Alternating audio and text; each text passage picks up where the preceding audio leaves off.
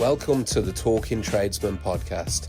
This is a space where people talk honestly about their lives, the highs, the lows, the pressure, and their mental health.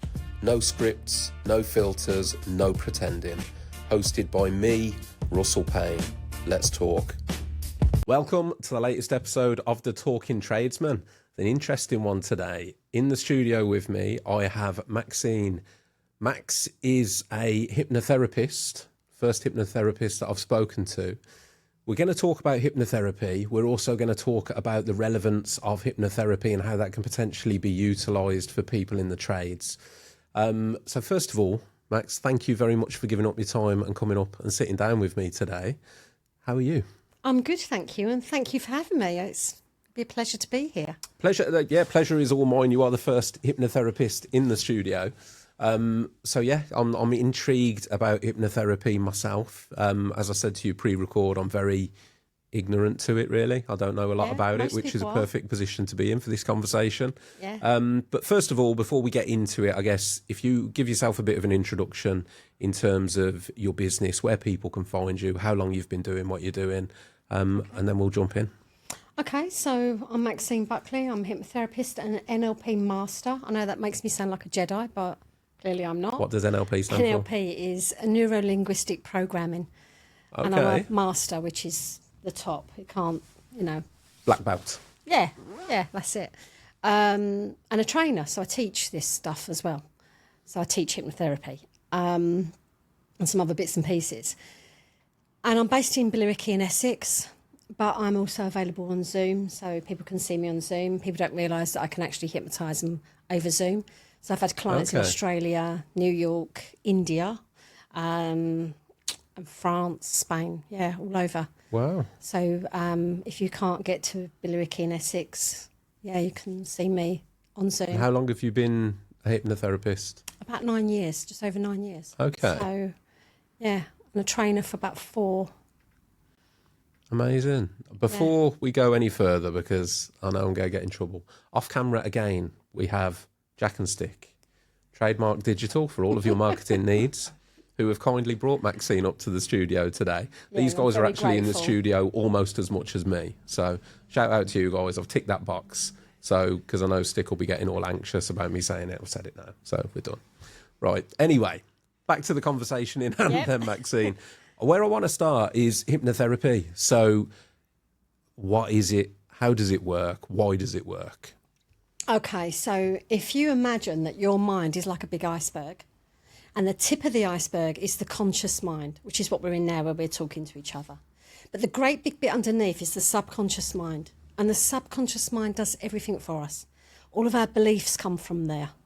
Everything that we do, all of our programming, how to ride a bike, use a knife and fork, all of that comes from the subconscious mind. With hypnosis, we bypass the conscious and we go straight into the subconscious mind. So we can reprogram it and we can change it. So we can change habits, anything from stop eating sugar. I deal with cocaine addiction, eating too much, or the other way around. I get people that want to eat more food, or they want to eat certain foods like fish, or they want to eat more vegetables. We can change the program. But we can also do something called an emotional detox where we get rid of stuff, which I'll come to in a minute. But with hypnosis, we just reprogram you when you're in hypnosis. But we all go in hypnosis all the time. So it's that time where, you ever driven your car from A to B, you can't remember how you got there? All the time. Right. So you're in like a daydream, yeah? If a kid was to run out in front of your car, you'd come out that daydream and you'd be slamming your brakes on and you'd deal with the issue, yeah? Mm-hmm. The same as if you was watching a film and, the dog dies and you start crying. But if your partner came in and went, do you want some popcorn? You'd be like, oh, yeah, go on then, I'll have popcorn. Okay? That's hypnosis. The difference is that I'm just going to guide you through that and get you to do certain mind exercises that are really easy. Mm. And during hypnosis, I'll be talking to you, you'll be talking back to me. So you're not in some weird world where you suddenly go and you're back in the room. It doesn't work like that. I guess, so my uneducated view or opinion or perception of hypnosis would be like it's that whole thing like click of the fingers and you're gone And in my head, I'm thinking, right, so you're completely unconscious, asleep almost, not aware of anything around you, which is, I guess that's, if I'm being honest, that's kind of why it's always freaked me out, because I've thought I wouldn't be aware of anything. And as I said to you again, pre-record, I've got a thing about being in control of myself. So that's why I've never considered hypnosis, probably for that, because I found it's a bit of a scary thought to do. You're like most of my people. So most of the men that come to see me, more so the men than the women, I meet the men, and the men that come to see me, they come in and I go, "You shitting yourself?" And they go, "Yeah." And I'm like, "Okay, you're going to be fine." And then I normally talk to them about what happens during hypnosis and how they're going to feel. And when they come out, they'll know exactly what went on. And then we go through what we've done. And they'll be, "Oh, yeah, I remember that bit. I remember that bit." With NLP, so NLP, where we reprogram the mind and we can see things from a different point of view. We change the perspective. So with NLP, we can get rid of things like fears and phobias. We can do loads of other stuff. But it's like almost like tricking. Some of it's like tricking the brain. We're just changing through language the way that you think about certain things. Neuro-linguistic programming. Yeah. So, see, the word programming, that's what I would cling on to out of that in terms of, I guess, like reprogramming the brain. Yeah. How, permanent is that reprogramming? Once it's changed, it's changed. It's hard to go back. However, if it's something that, it's like in the brain, if there's a neuro pathway that you're, say, that you've been on all your life, like a habit you've done all your life, and we make a new pathway, and that new pathway is fresh. It's like walking through a forest. It's if it's the old one, it's really fresh, and it's, you walk through it, there's nothing growing on it. On the other one, it's all new. So you've got to keep that habit going. If you go back to the old one, it's still there. Okay. It's almost like that's so the path remains, but you just start in a new one that you have to maintain. It will fade away. But the main one that we've got going that will change, then it becomes easier as time goes on. So, next question: hypnotism. How do you? And don't get me wrong, I'm not expecting you to give away your trade secrets, as it were. But how? Because all I've seen again on television and things is literally follow this or bang, you're asleep. I've always looked at that and thought, how does that work? Yeah, that doesn't work like that. So that's not legit. No. So before I take someone into hypnosis, your subconscious mind, because it's there to protect you and to look after you, if you didn't like me or you didn't trust me, your subconscious mind would go, "Nah, I'm not dealing with that." A bit like a car salesman. If you went to buy a car and you loved the car, if you didn't like the car salesman, you might not buy from them. Hypnosis is like that. So before you was on, if it was stage hypnosis, you would have been tested, made sure that that you're likely to go into hypnosis with ease. All of my clients will get sort of what we call the pre-talk, which is what I've just done with you, is talking to you and telling you, understanding what hypnosis is and what it's not. And then once they understand that, they accept it. So before hypnosis is the pre-talk, is the chat, so we get to know each other, and we can do things like when we're talking your language. So if I'm talking to someone and they're dealing with cocaine, for example, then I'll be going, you're taking packet or you're taking gear or whatever. And it's the same with everything that I talk their language. So when I speak to a lot of men, and this is why I see a lot of men, I think it's because I swear a lot. Don't judge me on that one. Feel free to swear, Max. It's absolutely fine. As soon as I'm not standing there, with my clipboard going, "Oh, so who are you? What are you doing here? Oh, you're taking drugs. How terrible." It's not like that. It's more like, "Oh, you're a fucking idiot. What are you doing taking drugs? You want to stop? Well, that's what you're here for." So it's a lot more authentic and a lot more down to earth. There's no bullshit with me. It's all very straight talking. And that's what most people want. They don't want to be feeling uncomfortable about what they're going to do, because it is scary. I have a lot of people that feel uncomfortable when they come to see me because they think, well, I know what's going to happen. You could do anything. And I've even had clients, and they're mostly men, funny enough, that have said, "Can I bring my wife with me? Can I bring my partner? Because I want someone there with me." Someone that they trust, essentially, that to make can oversee sure it. that everything's all right when we're doing the hypnosis. So, and I'm like, yeah, that's fine. You can have whoever you want. I see children as well. So, how quickly can people get results in hypnosis? Then, Max? So most people, when they're finished having hypnosis, you can sometimes feel a bit like, what the fuck just happened? Like a bit like, that's blown my mind. Other people are, because it's hard work. I mean, I will kick your ass if you come and see me. They'll be like, oh my God, I feel exhausted. And others will go, I feel like a weight's been lifted. I feel great. I already know that thing has gone. Especially if we're seeing like for fears or phobias. We check, how do you feel about that spider now? Oh, it's fine. Or if it's a trauma, can you think about that trauma now? How does it make you feel? And they'll be like, yeah, it doesn't bother me now. Whereas they might come in and talk about that trauma and start crying or get upset about it. But once the hypnosis is done. How do you deal with, because I'm going to use the trades as an example here. There's a lot of behaviour, I think, that particularly men exhibit when they've come from a trades background. They might not actually know where that's come from. I mean, pre-record, I talked to you about some of my childhood. Yeah. It's only since, so I started studying psychology at 31. Yeah. Prior to that, my perception on mental health was none. So my answer, I've said this many times, if you'd have asked me, how's your mental health? My response would have been, haven't got it, mate. Yeah. That would have been, my view of it was just, I was completely ignorant to it, never explored it, hadn't looked into it. So I guess where I'm coming from is if you have people turn up to you for help because possibly they're like, I just don't know what else to do. But if they're not aware that a past trauma is actually causing some of their current behaviour, how do you address that? Well, that's a really good question because lots of people feel like that. They feel like there's nothing wrong with them, or they've normally come to me as a last resort because they don't know what else to do. And they're suffering with anxiety, or they've got addiction problems, or they're overeating, or whatever it is that they're doing, and they don't realise where that's come from. So for me, when I had we do an emotional detox where we get rid of your shit. So when I had my emotional detox, I have no idea what I got rid of, like no idea. So I knew that stuff had gone on in my life, had gone through a divorce, got kids or whatever had gone on in my childhood as well. All of that stuff just builds up and builds up.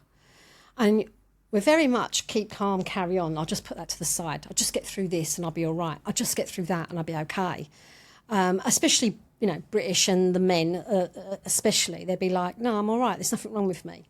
But after I had my emotional detox, I stopped calling everyone a wanker in the car. I stopped shouting and screaming at my children.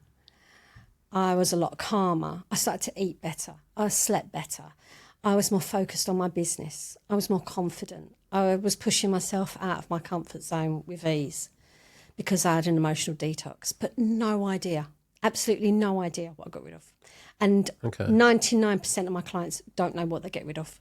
What is an emotional detox? An emotional detox, because it's content free, we just take you into hypnosis. And then we ask the subconscious mind to let go of any negative thoughts, negative feelings, behaviours, habits, whatever you want to get rid of. Any guilt, shame, hurt, pain, release it now. And then that's it. And I don't say any more for quite a few minutes. And you see people twitching, crying, yawning is a big one, eyes flickering, everything can happen. And some just lay there completely still. And you can see them frowning, all sorts. They're just releasing stuff. And you let go of your shit, basically, whatever that may be. So even when I see kids as young as, say, 10 or 11, I do an emotional detox on them and they get rid of their stuff. They're not mature enough to understand what's wrong. They couldn't come in and go, oh, well, I'm feeling really bad because my teacher shouted at me. They don't know. They just know that they've got this anxiety or this stress or whatever it is. It's the same with adults. And once you get rid of it, we can then go on and do other stuff. So when you're in hypnosis, you do the emotional detox and then we do other stuff. But while you're in hypnosis, you're open to suggestions. So I would put in good suggestions. But if I said something that you didn't like, you'd red flag it. Let's stop there a moment to say a massive thank you to our headline sponsors, Zinza. Now, Zinza understands the commitment and dedication and long hours it takes to get a job done right. That's why they make the paints and primers that pros trust to do their best work. Plus, if you're looking for support, you can also sign up for pro membership and you'll have access to Zinza's specification team. They make it easy to pick the right products and will work closely with you on site to deliver a solution that meets the highest standards. It's all part of what makes Zinza the mark of a pro. A big thank you to Zinza for continuing to support the Talking Tradesman podcast and helping us spread mental health awareness throughout construction and beyond. Now let's get back to the episode. So under hypnosis, if I said to you, when we've done the hypnosis, afterwards you're going to do 10 cartwheels around the living room, you'd be like, I don't want to do that, I can't do that. You would red flag it, you wouldn't do it. So it's a bit like when you hear someone that's gone, I smoke, fags, 60 fags a day or whatever. I've been to a hypnotist, but I couldn't give it up. They couldn't even get me to stop. They don't want to stop. Okay. So I can't make you do anything you don't want to do. So if I have someone like a smoker or someone who takes drugs, then I will say to them, like, I will have to qualify them. So we take a phone call. Are you really ready? Because if you're not, don't waste your money and don't waste my time. Because if they're not successful, I'm not successful, am I? So I want them to be qualified and I want them to be ready. Because if they're sort of going, oh, well, I'm coming because my missus thinks I should give up smoking or she thinks I should stop smoking weed or whatever. It's not about that. It's got to come from you. It's got to be your decision to stop. So the person has got to really want to make that change, whatever that change might be. And then even with smokers, we're doing initial detox because a lot of the time if they're smoking, whether they're smoking tobacco, weed, or they're taking cocaine or any other drugs, or even drinking alcohol, it's normally emotionally related as well. So if we do an emotional detox and get rid of all of their stuff, then all of their negative stuff, then we can deal with the substance, whatever that is. And then we can put in confidence, feeling better, feeling positive and calm and all the rest of it. So if somebody, I mean, obviously let's explore that because we're touching, like you've mentioned cocaine addiction a couple of times. Construction industry, being honest and frank, is rife with drink and drugs. 99% of them are. It's part of the culture, unfortunately, which a lot of people say to me, Max, because I've sat down with like 130 people now and talked about mental health in construction, and a lot of people say to me, external to the podcast, why is it such a problem in construction? And I always say, to me, it's a perfect storm. It's not one thing, it's a combination. Absolutely. And that the drink and drugs thing is, to me, because it's such a crutch for so many people, it's the only coping mechanism a lot of people know. So when any of the other things go wrong, whether that's money insecurities, relationship problems, long hours working on your own, people don't really know how to deal with those feelings. So they go to the crutch, which is drink and drugs, which then makes everything worse. But it is rife in construction and plays into then, it exasperates everything else. So how much of a problem do you see drink and drugs being with like construction industry people? So many people, because it's that thing where I'm having a really bad day or I'm having a really bad time of it at the moment. Oh, let's go down the pub. Let's go and have a drink. Let's go and do some gear. Let's, whatever it is, I smoke a joint, I feel better. Whatever it is, they're reaching for that. So I would say, I see a lot of tradesmen, and I've all noticed a lot of the same things. It's tradesmen that don't want to talk, and they come into my office and they sit down and they go, what do I do? And it's like, we need to, and I think, like I said to you before, getting on here, I said, we've got to have that little bit of like foreplay, that little bit of chat, we've got to talk, before we actually stop. I don't need to know the ins and outs of what's gone on in your life. I don't need to know what happened when you was 10 or what happened when you was 20. It doesn't make any difference. Because even if you think, oh, this thing happened when I was 10 and this thing happened when I was 20, your subconscious mind go, yeah, but it wasn't that. It was something that happened before that that upset you and the thing that happened when you was 10 or 20 was the icing on the cake, the bit that pushed you over the edge. Okay. So that's why the emotional detox will get rid of all of your stuff and release. Once you release that, then you can release loads of stuff. Is that like a reset button then, Max? Yeah, it's like turning your computer on and off. I mean, like you reset it. because I'm just thinking, I don't want to oversimplify it. If somebody's got a lot of emotional baggage, is that something they would need to do over a few sessions? Or is it always like one hit, it's all gone?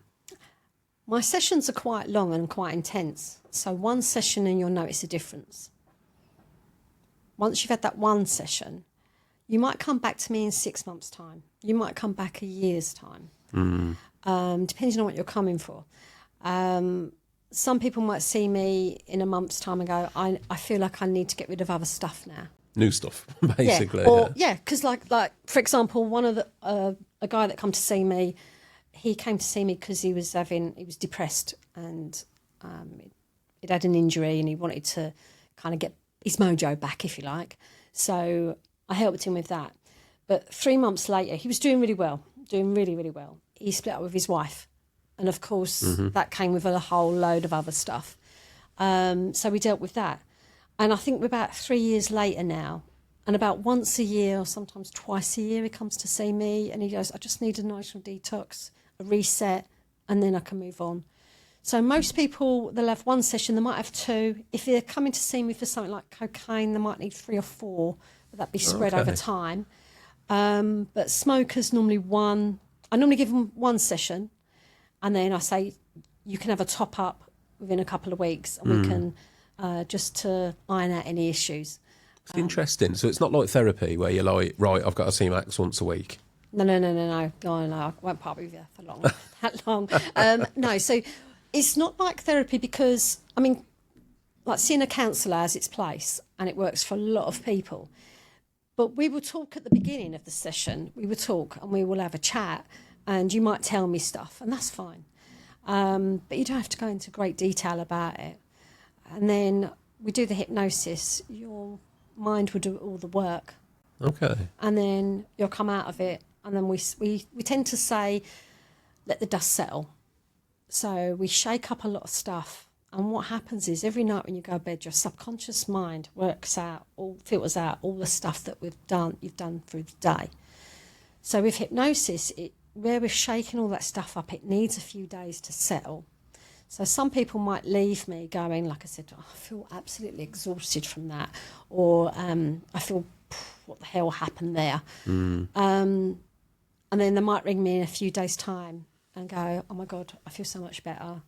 I'm dealing with things better. I feel calmer. I feel more relaxed. Or if I think about that thing. So someone might come to see me, say if they've had a really bad car accident. We can deal with that. I mean, we'll get rid of a load of other stuff before the car accident and after the car accident.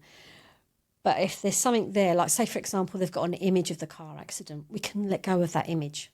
We can release it. So like post-traumatic kind of issues. Yes, do loads of PTSD.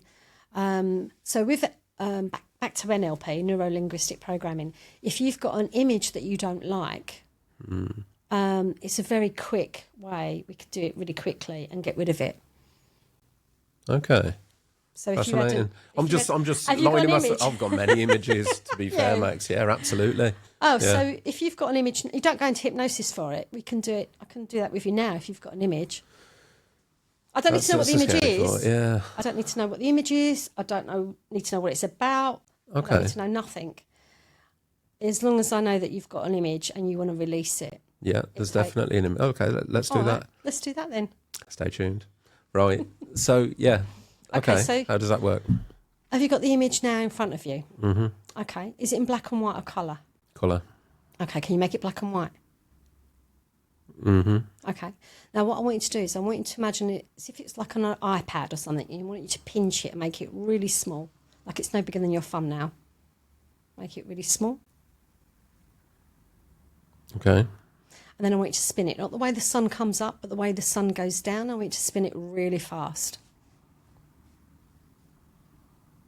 Spin it, and then I want you to set light to it.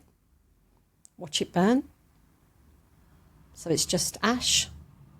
Blow that ash away, get rid of it. Take a breath in. Back out when you're ready. Give your toes a wriggle. Can you get that image up again? Oh, There you that's go. weird, isn't it? You're looking for it though, aren't you? I can see your eyes looking for it. Absolutely. Yeah. Try and get the image up again. No. There you go. How long will that last? That's it. It's gone.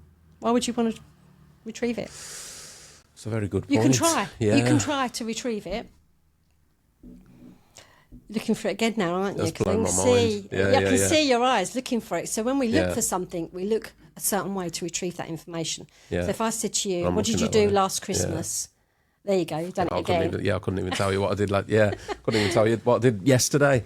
So for anyone listening, and I'm going quiet, that's because I am genuinely trying to engage with what Max is saying, and it has kind of blown my mind that I feel like that worked. And how long Because did that take me? why would that be so easy? Because it is easy. It's It's an image that has haunted me for, oh, Christ, 16, 17 years. Oh, right. Okay.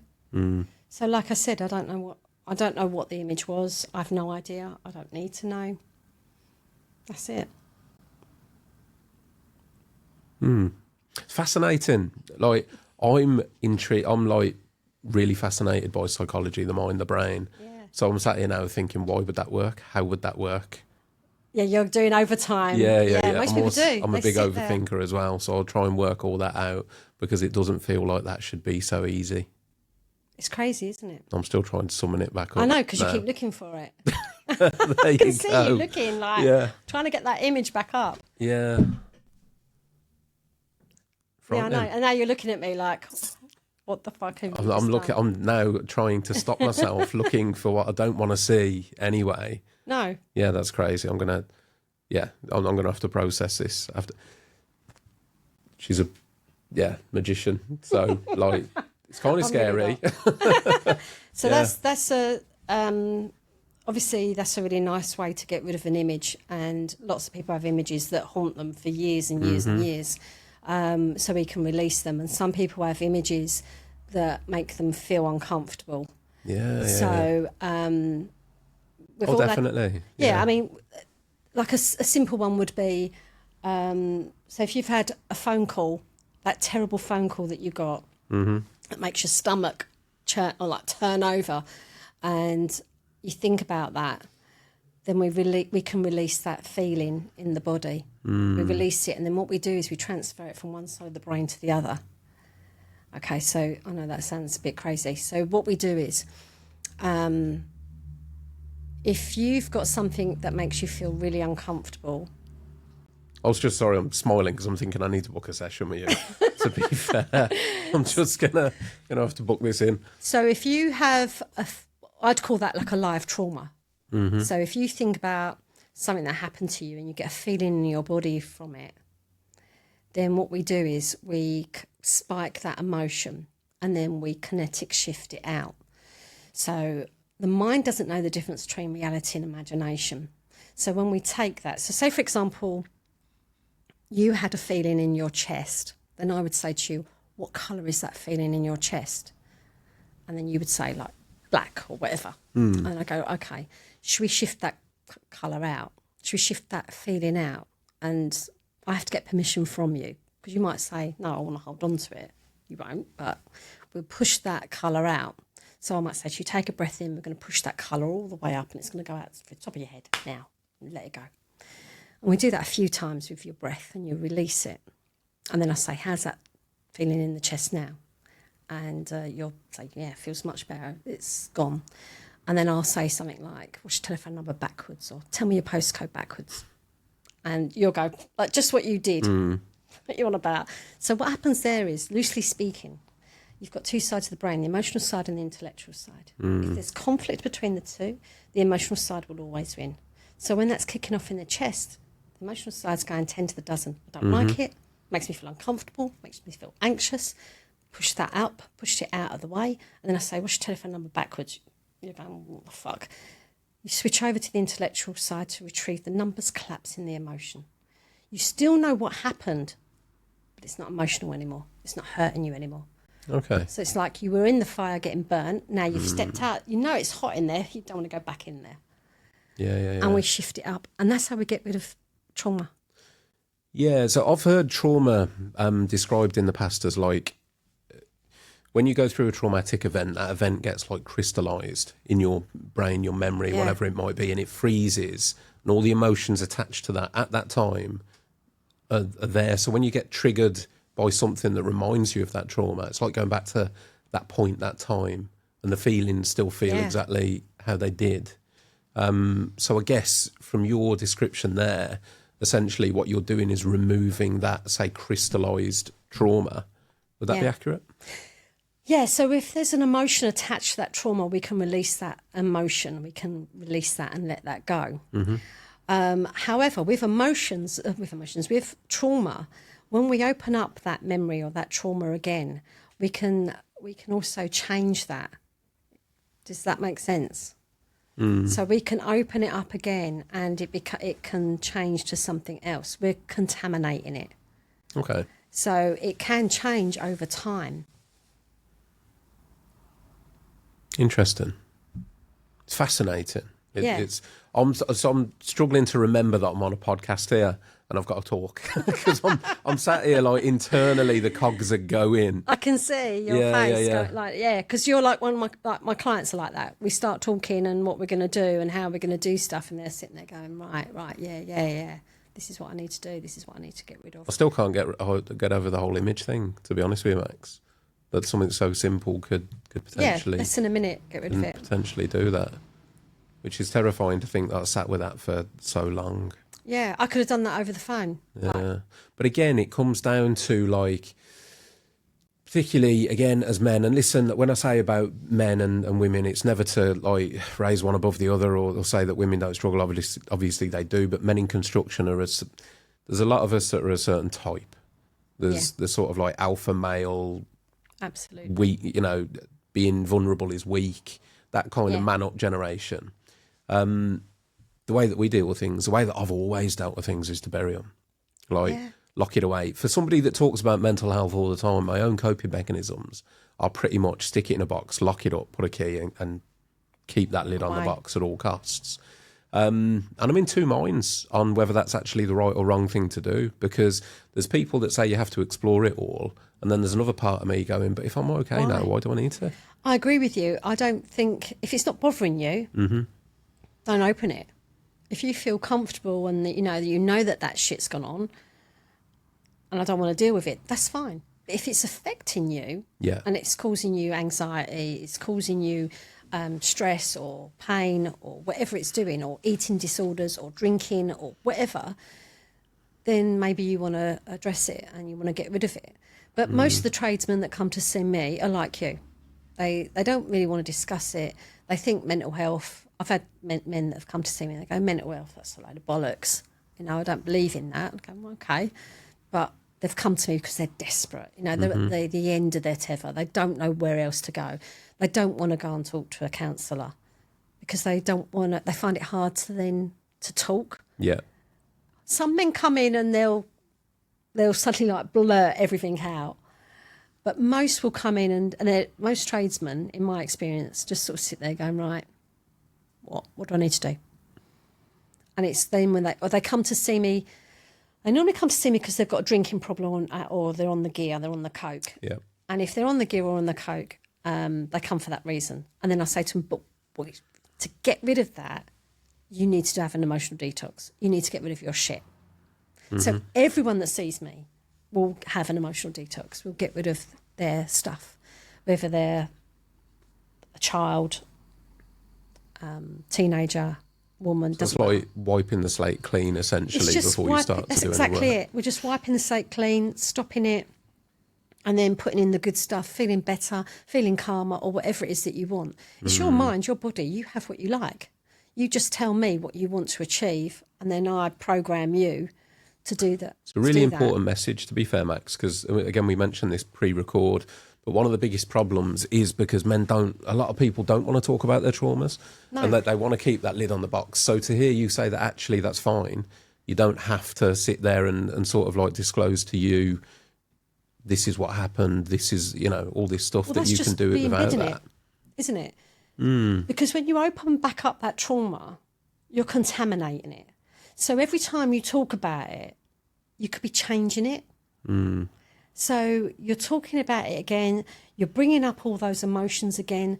The mind thinks it's still live. You're feeling like it's still alive. It's still hurting. So why go through it all again? So I have people that come to see me that been sexually abused, sexually assaulted, that sort of thing. I don't need to know. I don't need to know what went on, the ins and outs of it all. I don't need to know that. And they don't have to tell me, because I think that's worse, to have to go through that trauma. Constant re-traumatising yourself. Yeah, because all you're doing is just re-traumatising yourself. Yeah, exactly. You're just re-embedding it. So if you say to me, I've had this terrible car accident or whatever, okay, it happened when I was 15, okay, we'll release that. Did that make you feel? I felt out of control when that happened, and afterwards I never got over it. Okay, that's it. Let's get rid of that.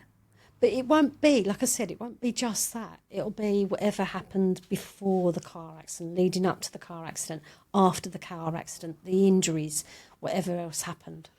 I must admit, so obviously it's quite well known, and I talk about it all the time, that the mental health situation in construction is at crisis. It's got the worst suicide rates of any industry in the UK. And there's some great organisations out there, the likes of, say, like the Lost City Project that On the Tools are doing, and they're providing free counselling and therapy for people in the trades that need it. But I've never heard anyone talk about hypnotherapy. I know, it's crazy. And just as, like, and the reason I say this, and it's not to knock the great work that therapists and counsellors do, because that does work for some people, but firsthand, so I volunteered at Samaritans for 18 months before doing the podcast.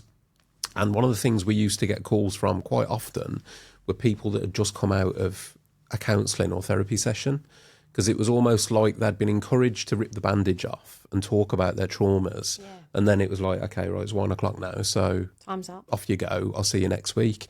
And they were kind of left to go about their business with their mind screaming. And that's like, well, I can't see a therapist now for a week. Like, what do I do with all this? What do I do? And that was one of the things that used to strike me, because it was quite often that we'd get a call and it'd be, oh, look, you know, I've had therapy today and it's brought all this stuff up and I just don't know what to do with it. And then they'd call Samaritans. And it put that seed in me where I thought, it's great exploring these things, but unless you're going to be there, you know, when the person needs the parachute, like, how do you deal with that? But with your totally method, it sounds totally like that isn't really a concern. No. So you would never leave my office, or you shouldn't leave any hypnotist's office feeling like that. And that's why my sessions are about 2 hours long. Okay. So I don't want to get to a point where I'm going, oh, time's up. I mean, I've had therapy where the woman, I can remember being right in the middle of it, and she went, oh, anyway, my next client's here. Off you go. See you next week. And I think, like, just exactly what you just said. And I was like, shit, I've just opened my heart here and got nothing from it. Felt shit. So with hypnosis, because we release a load of stuff, and we let go of all the emotional negativity or whatever it is, then we put in the good. So by the time you leave, you could be feeling a bit drained, but we've already put in the good stuff. And that will start to kick in. The seed that's been planted will start to grow. So within the next day, and I say to them, you might feel a bit worn out, a bit drained for a day or two, and then you'll feel a lot better. The good stuff will kick in. Some people, it could be that night. They could, by the time they've gone home, they've had a cup of tea, they start to feel better. But you shouldn't be leaving with that trauma wide open. Yeah, it's, and I'll say that, like I said, it's not knocking the work that therapists do. No, I'm not. But I have seen that firsthand where that's been a problem. Because, again, when I think about counselling and therapy, it's like, well, it's weekly, or, you know, it's going to be like 10 sessions or 15 sessions. I would never see you for 10 sessions. I've never seen anyone for 10 sessions. I think you would be, or, you know, what you deliver would be a really good string to add to a bow of what some of the companies that I know are trying to deliver. Yeah. Have you ever made any contact with anyone like that? No. I'll make some links. Because I think what you do could really be beneficial to add to some of the stuff that there's some great companies and charities and organisations out there now that are trying to address the situation with mental health in construction. And one of my own, I guess, it was my mission when I started this podcast, kind of naively when I started it, was my mission was to raise mental health awareness. Yeah. So I did that. And then I got to a point where I thought, what do you do with all the awareness? So like, okay, everyone's aware now. Like, what now? There needs to be action to help fix the problem, not just talk about it. Yeah. So stuff like what you do, I think, could be really, really, really beneficial for people. Yeah, so it's not just the hypnosis, it's the aftercare as well. So when I deal with someone that's, like, especially for men, is looking after their mental health. So it's all right getting rid of their trauma and then putting in confidence and feeling great, but it's maintaining that. So it's looking after themselves. So I do something called dose program. So dose program is dopamine, oxytocin, serotonin and endorphins, all the feel-good chemicals that we naturally make in the brain. In the body, we naturally make those. But we get them from bad things. We get dopamine from doom scrolling, from drinking, from taking cocaine, all of those. So with the dose program, I get you to do things like cold water therapy, cold showers, eating good food, meditation, dance, anything like that that's going to make you feel good. Like going to the gym is a really great one because you get the endorphins, makes you feel really good. And I give that out so that people can have that to kind of not do everything on it, but just do a few things to help yourself, to keep your mental health in check so that you don't go back to it the way you were. It's a really good point, to be fair, because there's no point detoxing, wiping it out, and then just go, right, for clean slate. Yeah, let's go back to what I was doing. Yeah, that's exactly it. So, and it keeps them kind of on the straight and narrow, if you like. It's like keeping them on track, and it's giving them something else to do. So we know that, like taking cocaine, for example, your dopamine levels will go up by 250%. They'll drop very quickly, 10, 15, 20 minutes if you're lucky. But if you have a cold shower, it'll go up and it'll stay up. And that stays up for quite a few hours. It also pushes you out of your comfort zone because we know nothing grows in the comfort zone, does it? So pushing you out of it is going to give you that encouragement to do more. So that's what we do as well, just doing that sort of thing, the dose program. But I also do other stuff like breathing techniques to help you in sticky situations. We can also anchor things in. So say, for example, let's say you was going for an interview and you was feeling anxious, or you felt very anxious about going into work every day. Then on your finger and thumb would anchor in a good feeling of feeling great, feeling amazing, feeling loved, feeling safe or whatever. Okay. So that when you walk into that room, you just discreetly, obviously, touch the finger and the thumb, those feelings come up, and then you'll go forward with it. So if you was like doing public speaking or something like that, you can do it. I do it with children so that if they're in a classroom and they're feeling anxious about an exam, they can touch their finger and thumb under the desk. No one needs to see. So we do stuff like that, and we do things like a physiological sigh. So have you heard of physiological sigh? Right. So when someone might have seen a child cry, or even an adult cry really hard, and they go, oh, right? They often do that to calm themselves down. So it's 3 breaths in through the nose, long sigh out, and that calms you down. Do 3 of those, it'll calm you down. So things like that, and I do tapping. Have you heard of tapping, EFT? No. So EFT is emotional freedom techniques, and I learnt EFT. I was having like treatment at the time, and he said, I want you to do this tapping, blah, blah, blah. And he went through it, and I went, what a load of bollocks. And I went back the next week, and he went, you've been doing your tapping? I went, oh, fuck off. I went, that's a load of shit, I ain't doing that. But I then learnt it properly about 5 or 6 years, and it's brilliant. And it's just, you tap, and it's like, even though I have this anxiety, I choose not to. And you're just reinforcing it. And it's a coping mechanism. It's things like if you've got a big day ahead, you can do the tapping, or you can't sleep, you can do the tapping, and it helps, and it just reinstalls good stuff. All of this blows my mind. The reason I say that is because everything that you're saying, it, for want of a better, it sounds too good to be true. Yeah. However, I'm also sort of, I understand the fact that your reality completely exists within your mind and how you think and feel at any given time. And emotions, again, are obviously controlled by the mind. So everything that you're saying should make sense and does make sense. But at the same time, it sounds too good to be true. Because, to put it bluntly, if everything you're saying is true, then it's like, it almost just seems like the key to a happy life is to have regular hypnotherapy sessions. It is. And it's crazy because I tell people and they're like, really? And I think like the emotional detox should be on the NHS. I think everyone should have an emotional detox once a year or every 6 months or whatever, just to let go of your shit and then put in the good stuff. But people are so scared of hypnosis because a bit like you was like, it's control. You're going to control me. Yeah. You know, I'm suddenly going to go, you're back in the room and you're going to wake up and go, oh God, what happened? It's not like that. It's probably like 90s sitcoms that have destroyed the reputation of hypnosis, really, Max. Of clinical hypnosis. Because all I do imagine is like a guy on the stage, load of people on chairs, and then you've got one guy hopping along, one guy barking like a dog, all this kind of stuff. Stupid. Yeah.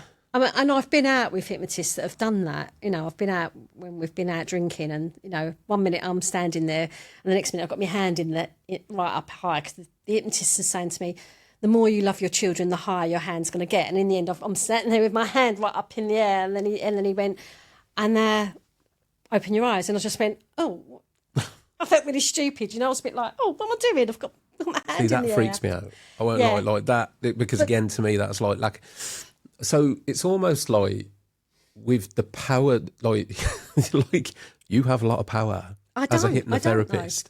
But it's perceived to me that way. I would think like, so you have some kind of voodoo power. Well, I wish I did. You can like control me to do things I don't want to do. That's where the fear is. That's where the fear sits with me. So you've never been hypnotised, right? No, and apparently we're going to do that, aren't we? Yeah, do you want to be hypnotised? We're going to do this for anyone watching. I'm going to be hypnotised live on the podcast. This is your fault. whatever happens next. So this, for the reference of all the listeners, this blindsided me today when Max walked into the studio and Stick was like, oh, she's going to hypnotise you. It's like, that's news to me. But we're going to do this. So, let's do whatever this thing is. If you was in my office or we was on Zoom, I would first of all say, I'm going to take you into hypnosis. You're going to be fully aware of what's going on. It's a bit like I said earlier, driving your car from A to B. I'm going to be talking to you. You're going to be talking back to me. At any time you want to stop, at any time you want to open your eyes, you can. You'll be totally in control of everything. You'll know exactly what's going on. Okay? Okay. So, ready to do some hypnosis? Let's go. Okay, so what I want you to do, both feet firmly on the floor. Okay. Take a breath in through the nose, exhale out nice and slowly. In through the nose and out through the mouth. Yeah, or whatever you want. It doesn't matter. Okay, and then what I want you to do is bring your hands up like this and give them a rub. Hold on, I've got to do this without hitting the microphone, haven't I? Let's go that way. Okay, right. So just want you to rub the hands, that's it. I want you to put your palms together, entwine the fingers and bring 2 fingers up apart like so. And I want you to just be looking up at the fingers. Open the fingers. Just bring the feet. I'm going to have to stand up. Okay, you carry on. I want you to just bring the 2, that's it, just bring them apart. And I want you to just focus on the tips of those fingers, just tips. Okay. I want you to focus on that gap. And if I want you to imagine that the hypnosis comes in through those fingers, it goes down through the arms, up to the shoulders, the back of the neck, back of the head, and it just trickles down the face. As it trickles down the face, you will just concentrate on those fingers. Just concentrate on those fingers. You feel perfectly safe. You're totally in control of your mind and your body. I really can't make you do anything you don't want to do. Just take those thumbs, and I want you to just put those thumbs crossed over. That's it. Okay. Just relax. Take a breath in and back out. Just focus on your breathing. That's it. And breathe in and breathe out as you focus on those fingers. As the hypnosis goes all the way down through those fingers, down to the elbows, up to the shoulders, the back of the neck, the back of the head, and it just trickles down the face. As it trickles down the face, you will go into hypnosis. Those eyelids will start to feel heavy, heavier and heavier and heavier as you go into hypnosis. You're perfectly safe. You are totally in control of your mind and your body, and I really can't make you do anything you don't want to do. You're fully aware of the noises around the room and outside, but you're just going to listen to my voice and my voice only as you focus on those fingers. As you focus on those fingers, you look through those fingers. And I want you to follow those fingers down. I want you to place them down into your lap. Just follow them down. As you follow them down, just close your eyes. And you'll get a flickering in your eyes. There you go. And you may feel a bit flush, and that might be in the face, the neck, the chest. It doesn't really matter. That's just you going into hypnosis. As you go into hypnosis, you'll notice your breathing starting to slow down. As the hypnosis works its way down through the facial muscles, all the way down through the neck, the chest, all the way down through the stomach, all the way down through those legs and down to the feet and through every single toe. As that hypnosis comes back up through the soles of your feet, it doubles up in strength, taking you deeper and deeper and deeper into your hypnosis. You're perfectly safe. You're totally in control of your mind and your body as you go deeper into your hypnosis. As that hypnosis comes back up through the soles of your feet, it doubles up in strength, taking you deeper and deeper and deeper. And the deeper you go, the better you feel. That's right. The deeper you go, the better you feel. As that hypnosis comes up through the calf muscles, up through the thighs, it comes all the way up through the spine, and it branches off the various organs around the body. As you go deeper into hypnosis, you remember that you are amazing, you are confident, you are strong. You can and will achieve anything. You just need to put your mind to it. And I want you to see yourself doing the things that you want to do. Just imagine and only imagine seeing yourself doing those things, who you are. Remember who the hell you are. And I want you to think about the people that love you the most. And I want you to think about those people now. Can you feel those people around you, yeah? Giving you that love, that joy, that happiness. I want you to imagine them just holding you, telling you how great you are, how safe you are, how brilliant you are, how grateful that they are, that you're in their life. They're so grateful. Really get that feeling up now. And if you could put a colour to that feeling, that love, that joy, that happiness, what colour would it be? Blue. I'm going to pop that blue into your heart. There it goes, into the heart. That blue is going to pump around your body, all the way through your body. And every time you see the colours black, white, red, blue, green, you're going to remember that you are an amazing, confident man. You're loved, you give love, you receive love. Every time you see the colours black, white, red, blue, green, you're going to remember that you are loved. You give love, you receive love. You are the love. You remember you are amazing. Take a nice deep breath in. Exhale out. And you can just open your eyes and come back to me when you're ready. Okay? Okay. Good. I was completely with it the whole time. You're meant to be. For anyone, I was not asleep. For anyone watching asleep. or listening. I don't want you asleep. But yeah. Weird, actually. I can feel like my calves tingling. I don't know whether that's a normal Some thing. people feel tingling. Some people feel flush. I think your face went a little bit flush and around your neck. Okay. See a little bit there. The eyes start to flicker. We start to know that you're going into hypnosis. And then the suggestions that I put to you. The putting in the colour, that's anchoring it in. So what that means is I get you to, I spike the emotion of feeling the love. You get that feeling up. That feels good. And then I anchor it in with colours. So every time you see the colours, black, white, red, blue, green, and because they're everywhere, you don't have to remember them, they'll give you that flurry. It's not going to be like a big emotional, like, oh my God, I feel amazing. It'll just be a little flurry of like, yeah, I feel good. I feel great. Okay. So but we would have got rid of your shit first and then put in the good stuff as well. Yeah. And a normal session is like 2 hours worth. Yeah, I say up to 2 hours, because if you're someone that wants to come in and talk a lot, then we talk. We do the hypnosis, and then if it's an emotional, which it can be, so people, when they get rid of their stuff, they can yawn, burp, cry, all sorts. Anything can happen. So you need time to kind of release that, whatever you're releasing. And then we do the good stuff. And just sometimes just to like settle. And I do other stuff. I do this thing called called collapsing anchors, where we get rid of a feeling, or let's say, for example, you like the taste of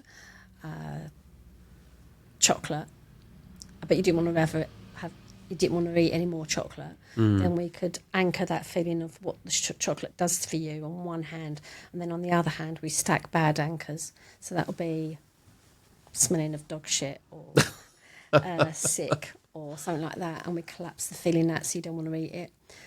We can do that with panic attacks as well. So we spike the feeling of a panic attack, and then we put in we put in anchors of feeling safe, feeling secure, feeling calm, and it collapses out the feeling. Because with something like a panic attack, or any kind of anxiety, it becomes a habit.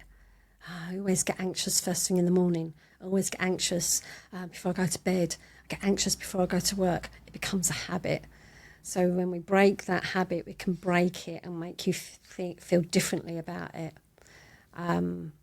It's really weird, but it's really, really powerful. Let me pause there a moment to address all of the painters and decorators in the room. Have you heard about the UK's first independent painting and decorating awards, the Golden Finish Awards? If not, go and check them out. This is your opportunity to be recognised for your skill. The first UK independent painting and decorating awards, not associated to a brand, purely associated to your skills. We're looking to recognise the exceptional skills shown in the painting and decorating industry. Jobs of all sizes and skill sets are there to be recognised.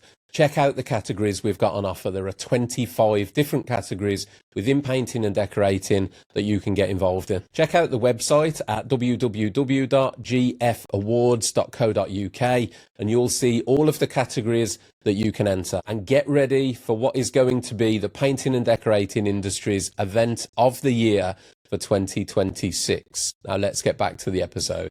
No, it's fascinating. And it all makes perfect sense, because the emotions that you attribute to anything, it becomes your reality. If you were to convince yourself and truly believe that the sky was red, then it would be to you. Yeah. So the rewiring of the brain it's always fascinated me, psychology, like neuroplasticity, all that kind of stuff. It's, like I say, it's fascinating. I believe it's such a deep trench that we only touch the surface on when it comes to psychology. Absolutely. How did you start leaning into hypnotherapy? And the other question I want to ask is, hypnotherapy itself, is it regulated? Is there like a standard for it? No, it's not, shockingly enough. It's not regulated. And when I first learnt hypnotherapy, I wasn't sure that I wanted to be a hypnotist. In fact, I wanted to be a coach, a business coach. But hypnotherapy kept coming up, and I thought, I'm not sure I'll be able to do that. And I decided to study, and I did. And then I realised what I learned was a load of shit. I did an online course, and it worked very good. And I met another trainer, and I started doing some work with them. And the stuff that I'd learnt was very old-fashioned. And when I hypnotised you just now, some hypnotists talk in a very monotone, I'm going to take you down a winding staircase and talk like this all the time. We don't talk like that. You don't need to. And that's how I was learnt the first time, my first course that I did. But we don't need to talk like that. We can just talk normally. So then I sort of upgraded, if you like, and done another hypnotherapy diploma, but it's not regulated. So anyone can call themselves a hypnotist. That's kind of scary, isn't it? It is a bit scary. It is a bit scary, but there's a lot of professions that are like that as well, where you don't have to absolutely. The reason I asked that question, Max, was because I won't bore you with the whole story, but the reason I'm currently doing a mental health podcast was because years ago I decided that I wanted to train to be a counsellor or therapist. Yeah. And then I decided to do a psychology degree, and then I found out it was a complete waste of time doing a psychology degree, because counselling and therapy hasn't, even though it sounds like it should make sense, it doesn't. You have to study independently. to be a counsellor or psychologist, but the title psychologist only applies to the NHS. So like therapists, psychotherapists, life coaches, completely unregulated. Yeah. There are obviously governing bodies, but there's no legal requirement to be a part of them. No. And if I'm honest, like until I looked into it, I hadn't heard of them. Like, is it the BACP or BCAP or one of whichever it's way all around bollocks, it is? really, Load of isn't letters. it? Because all they do is take money from the therapist, and then might say, "Oh, you go on our list, our directory." Exactly that. And that's it. It's bullshit. It's absolute bullshit. The scary thing for me in that industry, in any industry I think that deals with people's emotions, is that I could literally put on the front of this shop tomorrow psychotherapist. Oh, of course. And a lot of people don't know the difference between psychotherapist and psychologist because it sounds similar. But anyone can be and claim to be a psychotherapist legally. Anyone can say that they're a hypnotherapist. And to be fair, I've never had anyone ask me for my qualifications. I mean, when you come in my office, I've got certificates all up. But no one wants that. They want to know results. They want to know your success. Yeah. They don't care. So if they know that you can get success, then they're happy. And that's what, that's how I get my business. That's how I get my work. The people that come through your door, like tradesmen specifically, do they find you because they're advertised or are you recommended? Mostly recommended. That's what I would have thought, that because I can't imagine many people actively seeking out. My God, no. A hypnotherapist. It's more likely to be somebody saying you should try this. To be honest, I had a guy that come to see me. He was in construction, and he came to see me out of desperation. He had cocaine addiction. He had a hole coming out. He had a hole coming up in his nose from taking too much gear. And he said to me, like, I need your help, taking it all the time, blah, blah, blah. Anyway, I helped him. And word got around. And they all started talking, so-and-so. He had a bit of a nickname around this, like taking cocaine. And all the other tradesmen sort of knew this guy that was really on the gear badly. One of the guys come to see me, a friend of his, and he went, I don't know what you've done to, No Nose or whatever his name was. I don't know what you've done to him, he said, but I've just come here because I just want to see what you do. So I was like, okay. He went, I'll just pay to just see what you do because I want to see what you've done for him.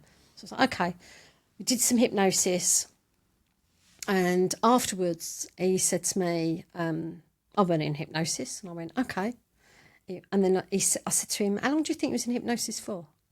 And he went, 5 minutes. I went, he was in hypnosis for about half an hour, 40 minutes. And he was like, no, you've changed that clock. And I went, no, I haven't. I said, look at your phone.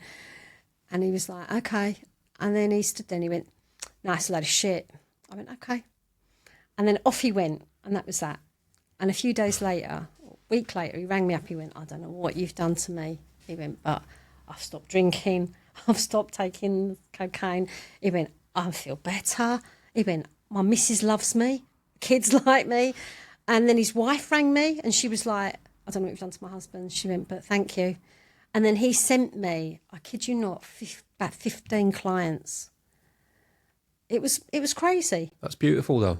Oh, it's lovely. From your perspective, to be able to help people that way. Yeah, because they all, he got so, because it was so mind-blowing for him, he was like, I can't believe the difference in myself. He just sent these people to me. I think, and to anyone listening to this, if you are struggling and you've tried other things and you can't give up and you truly want to give up and make a change, what have you got to lose? So try it. Again, Max, just at this point now, but where can people, if anyone has listened and thought, okay, you've got my attention, maybe this could be for me. Yeah. How do people get in touch with you to start the process? They can see me on social media. I'm on Facebook. What are your social media handles? Yeah, I'm on Maxine Buckley Hypnotherapy on Facebook. I'm on TikTok, Maxine, the number 2, Buckley on Instagram, and Therapy with Max on TikTok. You can look at videos on there. Okay. Contact me, message me. You're better off really you can look at my website, maxinehypnotherapy.com. But wherever you're watching or listening to this, scroll down, and in the episode description there'll be at least one link to Max's social media. So there's your start point. Scroll down, there should be a live link, so people will be able to just click through. But yeah, I just wanted to get that in there because sometimes I forget the whole, like, actually somebody's listening and thinking, how do I get hold of this woman? So yeah, and we can do sessions on Zoom if people live far.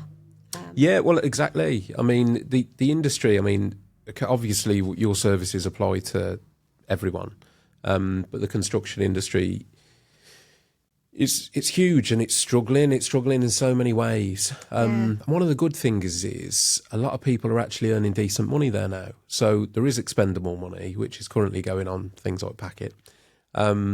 Stop spending your money on that and spend it on therapy. A hypnotherapy session or two, and get yourself fixed. And because the other thing I wanted to touch on with it, the other angle on it is, even if it's not to get rid of a particular habit, you're talking about the emotional detox. If you can operate at optimum in your business, surely you're going to do better. Yeah. So you're going to be a better business person. You're going to be a better partner or parent, whatever it might be. There's so many upsides to what you deliver that even from, like, if I've got to persuade you to give it a try, but even from like a business point of view, it's like if you want to optimize your productivity. Oh God, yeah, I do that a lot. So people that feel stuck or money blocks, things like that, where people don't believe that they're good enough to move forward, or they don't feel like they're good enough, or they don't feel like they can be successful, or they don't deserve to be successful. That's a big one. Yeah. So imposter syndrome, I'm not good enough. Imposter syndrome, definitely. All of that, releasing that and your limited beliefs. Yeah. So, and that can come with money as well. Money doesn't grow on trees, those sort of beliefs. Mm-hmm. Then pushing forward with that, releasing those beliefs, and then installing, you can earn more money, you will earn more money, or you can be that person, you are that person, pushing that forward and then believing it. So self-limiting beliefs is a massive one, Max. I'm seeing that firsthand at the minute. I won't go off topic too much, but myself and a friend of mine, we've set up an awards company for the painting and decorating industry, and we have started reaching out to people, letting them know what's going on, and a lot of the feedback we're getting is quite sad. Because we're reaching out to businesses that I'm looking at and thinking, they're good. And it's like reaching out, do you want to be involved? And some of the messages we're getting back are just that. It's like, we'd love to come to the night, but I'm really not good enough. And it's really sad to see that there's so many, because it's really common. Enough. Yeah, I'm not good enough to be recognised. I'm not good enough to be stood up there with, other people in the industry, under the spotlight, whatever it might be, getting that recognition. There's so many people that literally say those words, like, I'm just not that good. I don't really think of myself as award worthy. And I look at that and I think it's really sad that people are going through their day-to-day life with that belief. Nearly all of my clients are like that. I don't feel good enough. I don't think I can do that. It's really sad, because I think you'll look back and think, why didn't I do that? What have you got to lose? And I was watching a podcast a little while ago. I can't remember who it was. And he said, like, if someone was watching your life as a movie, what would the audience be shouting out? They'd be kind of like, yeah, go for the job, wouldn't they? Go on, do it. Of course, yeah. So once you change your mindset, I have so many clients that go to me, oh God, I can't believe I've done it, but I've done it now. I saw a guy recently, he's not one for many words, he's in construction, had a break-up with his missus, and in a really bad way, like in a really, really bad way. And we did some hypnosis. And to be honest, it was a bit disastrous, because it was over Zoom. The connection wasn't good. I couldn't see all of his face. I couldn't see what really was going on very well. Tough, yeah. It was really annoying. But we did it anyway. And afterwards, he done a few videos, and he was like reaching out to other people, going like, I've got some help and I feel better for it. And I was like, wow, where did that come from? because it gave him the confidence to then talk to other men and say, if you've got problems, get some help. I'll give you. Well, he actually said, I'll give you Maxine's number and blah blah blah. Right. It must feel lovely for you to see those real life results so quickly. Yeah, it is. It's nice to help. Like I see children as well, and that's nice to see. Results with them because they've already got an imagination, and they're not sceptical. Because if a parent says to them, "This is going to work," then you've already done the work for me. Yeah, see what I mean? You're already saying to them, like, we can help you with that. Yeah. So but you've got to want the help, and that's another thing, is people can have anxiety or a phobia or whatever, but they've got so used to it. It's who will I be without it? Yeah, it becomes the identity. It becomes part of their identity. Exactly that. Like, if I don't have that, who am I going to complain to? What am I going to? Who will I be? Who am I without it? Yeah. And I get that a lot. I get that with people that, say, for example, Sandra that eats all the cakes in the office. If suddenly you stop her eating cakes, Sandra. Yeah, sorry, Sandra. Yeah, who will she be? If she's not eating the cakes, or you like a drink, don't you? Alcohol's a massive one. Yeah. You like to have a drink, and then when you go, no, I don't drink anymore. They're like, what do you mean you don't drink anymore? What's wrong with you? You ill? Go on, just have one. So that's a massive thing. I do alcohol control, where we can, instead of drinking, and this might sound crazy, so instead of drinking, women are the worst, but drinking every night of the week, instead of drinking every night of the week, we say that you only drink Monday to Thursday. We can do that with hypnosis. Or instead of drinking a whole bottle, you might want to drink one glass of wine and be happy and then stop. Or one beer and stop. So we can do that. And that's one of my most common sessions. I would imagine that would help a hell of a lot of people. Yeah, because people think that they've got to give up drinking altogether. But they don't. They can take control. And it is the control with drinking. It's bringing it down. Instead of drinking and getting absolutely smashed, just go, right, I now know I can go home now, or I don't want any more of that. Is that of interest, Max? Because everything you're saying sounds amazing. And I know, like you said, it should be available on the NHS. Why do you think it isn't? Because NHS, they love quantifiable results, which is why obviously when it comes to prescription, they prescribe CBT, because it's the most easily quantifiable for them. But it sounds like your sort of like modality of therapy or help, being hypnotherapy, is way more quantifiable. It's crazy, and it blows my mind, because I just think it could be done so easily. We could get rid of so much of your shit and just maintain it, keep you on that, good mental health. And it's not just getting rid of the mental health, it's the confidence, feeling calmer, feeling better in yourself. And even like I said about the dose program, educating them and saying, look, you're going to need your dopamine. Like people with ADHD, they're chronically low in dopamine. Getting the dopamine levels up. But it's just getting the word out there and people recognising it. There's a lot of old-fashioned hypnotists, like I said, where they talk in that monotone and they just read from a script. We don't read from scripts. If you're a modern hypnotist, you won't read from a script. You'll work with the client. And I just don't think people know enough about it, which is a shame. Hopefully that's what today's about. Yeah. Getting out there what you do and the benefits and the kind of people that can use your services. So hopefully this conversation's gone. You've educated me. You've still I'm still mind blown. Try and get that image up. Yeah. I keep drifting off trying to do it. I can see you looking for it. Yeah, because that in itself, do you know what? Actually, I'll be open about that, because everyone that's listening to this will be like, I wonder what that image was. I'll tell you, I've been haunted for 17 years by the image. I lost my granddad to cancer when I was probably 24, 25, but my grandfather was more like a father figure for me when I had a big bust up with my dad when I was 17. We didn't speak for 8 years. My granddad stepped in. So for my formative years, like 17 through to my mid-20s, he was like my dad. Me and him were really tight.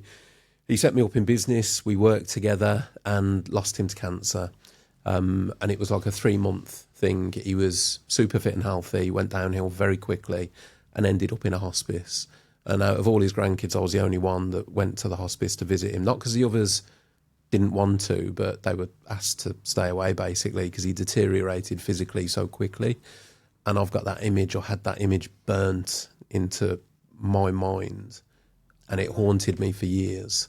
Like the image of him in his final days in a hospice bed, because he just didn't look like the man that I knew. Yeah. And that has sat with me for a long, long time. So if nothing else, like, it's a massive thank you. If I can't, thank you for sharing. because I keep trying to get the image back, because I'm obviously a glutton for punishment, but genuinely at the moment I can't. So if that stays the way that it is, Max, then just a personal thank you to you from me, because that has genuinely haunted me for a long, long time. But you've got a nice image of him. I've got many nice ones. Yeah, many nice ones. They're the ones you want to embrace, not the and that happens with a lot of people. Of course, and I don't really understand why. It's a weird one, actually, because when he passed away, I probably didn't speak about him for 5-6 years, because that was me. Like, I was just in so much pain with it. I locked it away. It was my wife that made me start talking about him, and it was like literally small bite-sized pieces. I could talk about him for like a couple of minutes. I'd just break down or walk off. So it was quite a deep trauma for me, that one. Like talking like I have now was something I could never have done.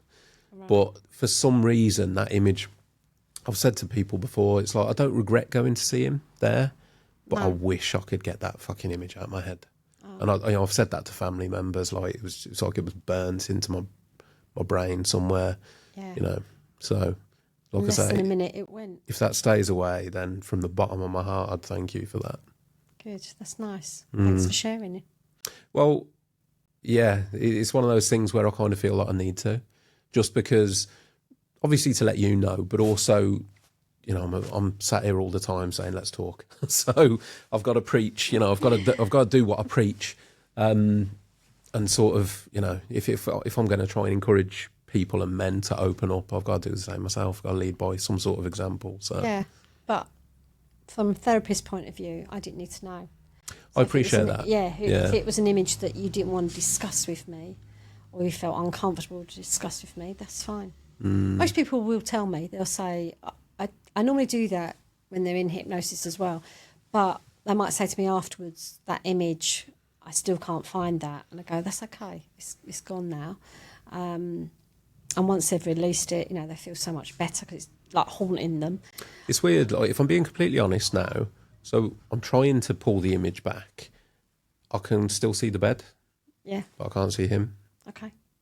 Which is, I don't know whether that's a normal thing, but... Yeah. That can happen. I've had that with a woman who, she'd been date raped, and she said that she kept seeing his face. He was a friend of hers, and she kept seeing his face come up, and we got rid of it. And she said, it's really weird. She said, because now all I can see is a very old image of him from when he was she knew him as when he was a kid. And she said, it's just the back of his head. She said, it's weird. I can't see the horrible face that was there in front of her, haunting her. But images are horrible, because they can come back and haunt you all the time, can't they? You can wake up in the middle of the night and see the image. So, yeah, if you can... And it's such an easy technique that anyone can do. Why does it work? I don't know.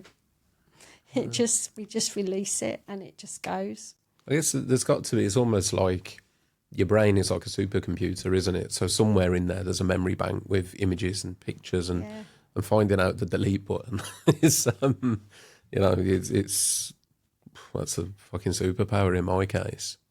Yeah, but you did the work, but you're... Just need to work. I've probably got a whole catalogue of images to go through, Max, to Hang on a minute. I'll go watch this episode back later and go, right, how did I do that? I need to sit down for a day and just do a big delete. Yeah, there's a couple of ways that we do it. So there's that way, which is probably one of the most common, where you spin it away from you and burn it. But there's also another way where we push the image away and you see it, so it's in the distance. And then I normally say, I'm going to clap my hands, and everything in the world that we love is going to come around that image. and then it becomes insignificant, and it's like, that mean nothing to me anymore. And it just disappears into the world. Fascinating. Have you practiced these techniques not on yourself? I don't know whether you can practice it on yourself, but have you had hypnotherapy yourself, like, and experienced it from the other side of the chair, as it were? I haven't had images. I've done the image thing, but it was with something silly because I was doing it as a training thing. But yes, so I've had emotional detox frequently. Got rid of stuff. The collapsing anchors, where we change the way you think about something. I've had that done for me. Quite a lot of stuff. Yeah. So, I teach. When I teach, the students have to work on each other. So I get them to work on me as well. And that's when they shit themselves because they go, "Oh my God, I can't hypnotise you." I go, "Yeah, you can." So I get them to do work with me as well. Fascinating. Yeah. It's fantastic work that you're doing, to be fair, Thank Max. you. I literally had this conversation with, I think it was my previous guest. If it wasn't, it was one before. But I was saying, like, the key to me, like, the goal is to find a job that you can, like, self-sustain while helping other people. Yeah. Is like, that's goals. Do you know? That's a win, which I feel like is what you're doing. Do you enjoy your work? I love it. Yeah, I love it. I love getting the results, helping people, especially when it's people that are really suffering with anxiety or stress or eating issues. You know, they're either eating too much or I need to eat more. That sounds weird, but there's some people that struggle with eating certain foods. That sort of thing. Yeah, it's lovely. It's great to help others. And nearly all of my clients recommend me to someone. Yeah. I can think of a whole list that I could send your way already. So. And some people are too embarrassed. They don't want to tell them that they've been... And I think that's what happens with some of the men that I see. They're too embarrassed to tell other people. I've even had men that have come to see me and they go, "My wife doesn't even know I'm here." I'm like, okay. Wow. So, and that's really sad. Sad, but glad they did that, or glad that they made that step. And if that's how it's got to be for some people, then rather that than not get the help at all.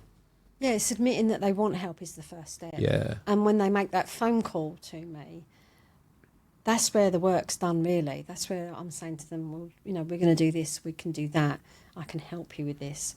And they feel such a relief straight away because they can then go, oh, I feel like there's hope for me, because that's back to, like, no one's going to help me. What are you going to do for me? Helplessness and hopelessness, they're very dangerous. I mean, one of the barriers to entry for things like therapy a lot of the time is private sector, the cost. I'm not expecting you to name your rates, but how affordable is hypnotherapy? I think it depends on how you look at it, because if you're going to go and do 6-7 sessions with a talking therapist or 10 weeks with a talking therapist, that's a lot of your time, and that's probably going to cost you quite a bit of money. But I say to everyone, you'll have one session and you'll notice a difference. If you need another one or maybe 3 over a period of time, fine. Or you might want to come back in 6 months. I never, ever pressurise anyone to have more than one session. I won't know. You will. You'll know. Like, I don't know whether that image is gone. You know that image is gone. Weirdly, it's like self-harm. I'm trying to get it back. so that's exactly it.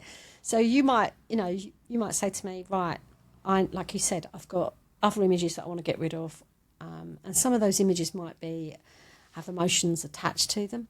So you'll go, well, negative emotions, well, we can get rid of that. Let's shift that out. So we can do stuff like that. Most people, once they've had hypnotherapy for one thing, they realise that it can help them in other aspects of their life. And that can be really good. Come back and have, they might come and see me for, I don't know, giving up smoking, and then they go, right, but I want to stop it. But again, though, it's like the cost effectiveness, whatever God, your rates crazy. would be. If you're going to save on smoking, drinking, drugs, you're winning. I always say you're saving you're money. going to make a return on your investment straight away. I mean, personally, the best investment you can make is in yourself. Yeah. You know, so anything like that, if you can change your life around, it's not quantifiable by money. You can always earn more money, but you can't get more life back. So if you can do something that means that living your life is more pleasurable or more optimized or whatever, you're happier in general, like it's worth whatever the price figure is. Yeah, it's investing in yourself and knowing that you're going to make that change and you're ready to make that change, because that's important. Like I keep saying, I can't make you do anything you don't want to do. So if you want to stay in your comfort zone and want to hold on to your anxiety or your stress or your trauma, then you will. But if somebody's ready to change, if they're ready to go, I'm ready to let help. go of that so I can have a better life, that I can be a better person, then great, then we can do that. I love that. Yeah, it's got to come from you, definitely. I can't make you do anything you don't want to do. Stick in the background, and we're back. So for the listeners, because I'm going to cut out the last couple of minutes, but Stick, Trademark Digital, for all of your marketing needs, is here with Max in the studio today, and that is the link. There was a part of the conversation that I deliberately didn't open up because I know that you have worked with Stick. Yeah. But Stick has actually just put a hand up in the background and said, you can talk about that. So let's do that. Obviously, Stace, Stick, however she's known to you guys, of Trademark Digital, for all your marketing needs, has been a previous client of yours. Yeah. So I've worked with Stacey years ago. She had a lot of health anxiety. And we were just talking about this. And to be honest, I'd forgotten a lot about it. And she was saying about not being able to swallow, and the health anxiety was off the scale. And she rang me in tears in the car and said, I need your help. And I was like, okay. So I went to her flat at the time. It was in COVID. I think we was in COVID. And we did some work. She was an absolute wreck, if I'm honest. I mean, shaking. To quantify it, Max, like when Stick first mentioned you to me, what she said was, I want you to speak to Maxine. She's incredible at what she does. She saved my life. Yeah. That's a big statement to make. So she credits you with saving her life. Yeah. Which is a huge statement for you to absorb as well. But I think for the listeners to understand that you've got that connection to somebody that a lot of people probably know, that can obviously stand up for reference the effectiveness of what you do is a big thing. But in terms of saving somebody's life with your service, how did that happen? That sounds a little bit too much to say. You're going to be all humble now. I'm all but like, that's like that. Yeah, Stick said like I saved her life. I don't quite feel like that. I don't feel like she saved herself. Do you know what I mean? She saved herself. She made the phone call. She got in contact. She made that decision to get help. So it wasn't me. She decided to get the help.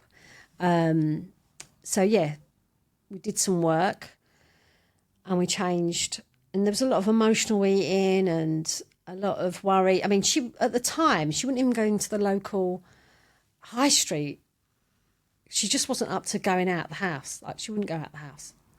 And if you know anything about Stick, you'd know that she's not. I mean, she just drove here today, 300 miles. It's a very dark place. Yeah. Really dark place. Really. And I didn't know any different because I didn't know what she was like before the anxiety and the stress. And we changed that. We just done emotional detox, got rid of some of her shit. I've no idea what she got rid of. I don't need to know.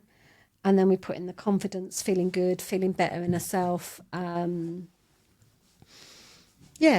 all of that. Pushed her forward. Got her smiling again. Now she won't shut up. I can testify to that. Yeah. Now she doesn't shut up. But there was also some eating issues there, weren't there, as well? You were like not eating great. And I think that's like self-sabotaging. It's like not eating well, or even whether you're taking drugs or drinking alcohol, you're doing it when it's a comfort thing, isn't it? It's like... It can be comfort. It can also be self-harm. Yeah, exactly doing that. stuff. Self-harming by eating the donuts or drinking the wine or whatever it is that you're doing. And once you release that, then you stop. And it just has that knock-on effect.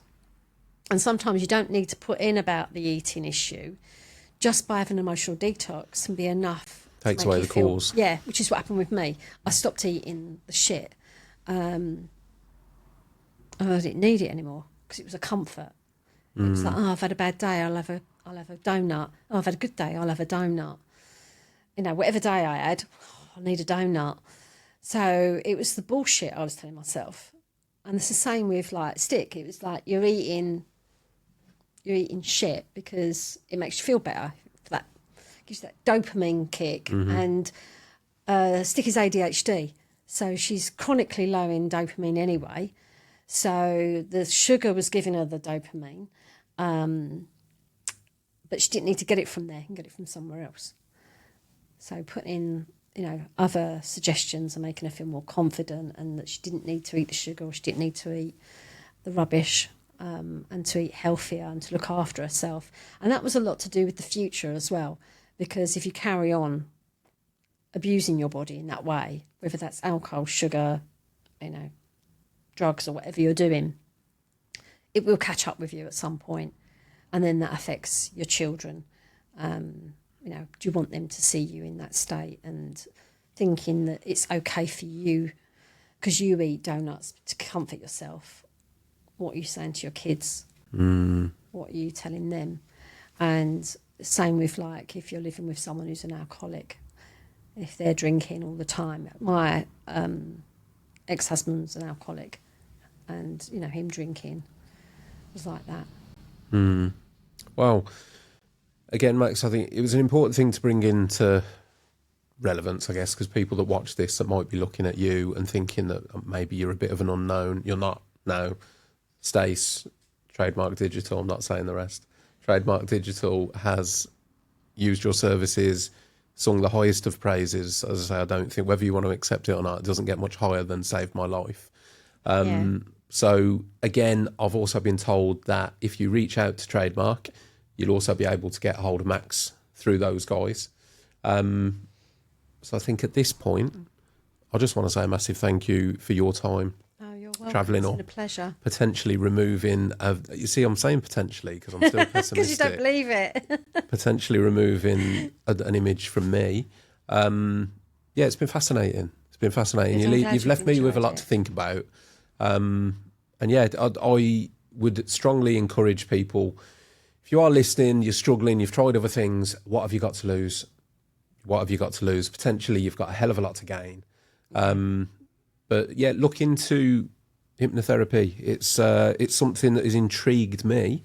So, again, just a massive thank you for your time and knowledge, Max. Thank you for having me. Hopefully it's something that the industry, the construction industry can adopt, because I think it can be a huge tool that, after sitting and talking to you, I'm kind of disappointed that isn't already available. There's a couple of connections that I'll try and make for you off air with some people that are doing some incredible work, because I think you can really add to some of the stuff that other people are doing, which would be lovely. But all the details will be below. Was there anything that we've missed? No, I don't think so. In that case, thank you very much for listening, and I'll catch you soon on the next one.